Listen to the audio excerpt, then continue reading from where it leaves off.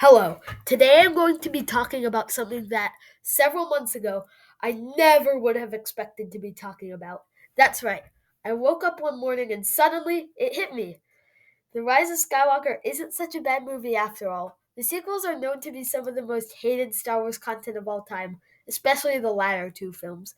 Most people have their preference over which one they hate more, The Last Jedi or The Rise of Skywalker, and for me, it was always The Rise of Skywalker.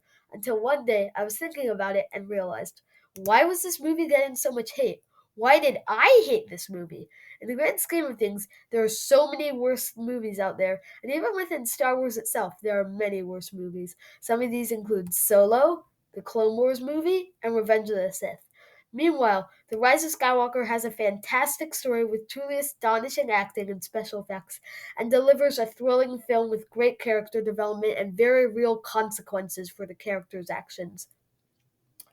Despite what people hate about it, that it goes against many things already built up by Star Wars, these are all exaggerations, and it may stray a little bit from the originals and prequels, but it still sticks to that fantastic sequel vibe. Now, I'm not at all saying this is the best Star Wars movie. All the originals, definitely the Clone Wars, and absolutely Resistance rival it as some of the best Star Wars content ever. Yet, after rewatching it several more times, I realized there's not much to hate. J.J. Abrams did an amazing job of fluidly progressing it through the Riot Johnson story evolved with The Last Jedi. All the characters get appearances, and the main ones stick to their pre established ideals. And then there's by far the best part about the movie Palpatine's return. All fans can agree that Palpatine's story did not get proper closure in The Return of the Jedi, and although it was nice for him to be killed by his apprentice as he turns good to save his son, we can all agree it's so much more cinematic and epic for him to be killed by his own granddaughter as she gains the power of all the Jedi.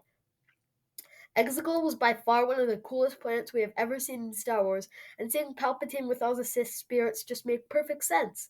And then there's my favorite part of this movie, and that's a massive space battle. Palpatine's fleet was the most epic thing. I mean, a fleet of 10,000 planet killing Star Destroyers. How cool is that? And the Rebels' fleet appearance was probably my favorite scene in all of Star Wars. The battle with Space Horses against those awesome fish troopers on the Star Destroyers was one of a kind. Also, Lando's reappearance was unforgettable. The characters in this movie overall are truly amazing. Rey's development went from a simply powerful Jedi to one of the most skilled and elite warriors of all time was an amazing thing that helped round off one of the best series in movie history. Finn, Poe, and Kylo's arcs also shaped beautifully, and it was a great thing that we saw less of Rose. Her character was horrible and was never meant to do anything anyway. Overall, this is actually quite an amazing and extremely well done movie, and I could talk about what makes it so amazing for hours, but unfortunately, that's all I have time for today. So goodbye!